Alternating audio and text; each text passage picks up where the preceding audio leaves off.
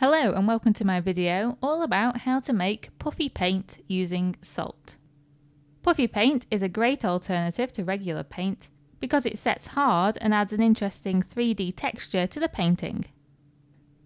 To make it, you're going to need table salt.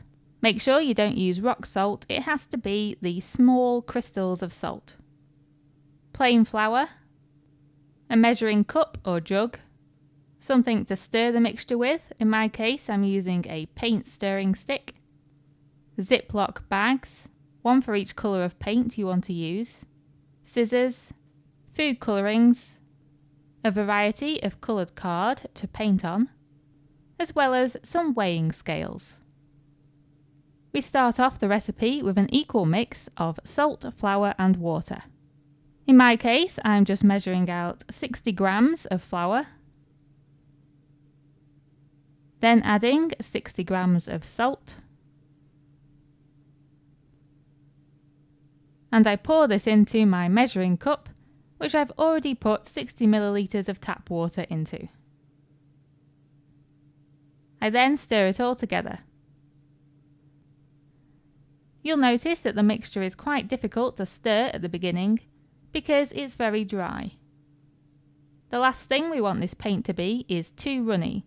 So the idea is that we now gradually add more and more water until we get the consistency that we want.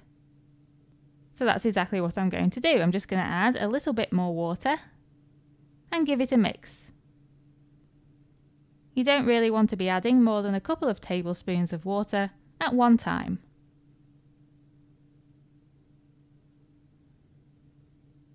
So you keep stirring and adding a little bit more water until you get the right consistency.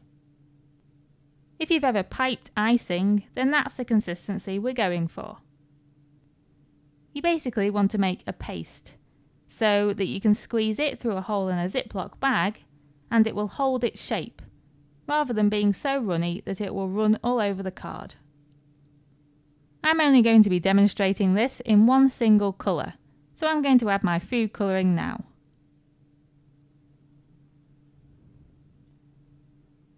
It's likely, especially if you're doing this for kids, that you'll want an array of colours. In that case, you won't want to add the colouring now. Instead, you'll want to split the mixture between different cups or bowls and add a different food colouring into each one. Each of the colours will then go into a separate Ziploc bag. In my case, now I've got the consistency and the colour, I'm going to add this mixture into one single Ziploc bag.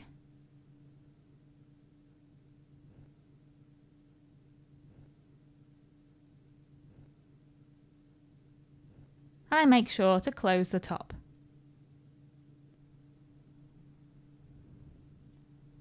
You can add some sellotape at the top if you want to make extra sure that the Ziploc bag stays shut. You then lay out the card that you're going to paint on and cut a small corner off the bottom of the Ziploc bag. And then all you do is squeeze the bag to add the paint to the card.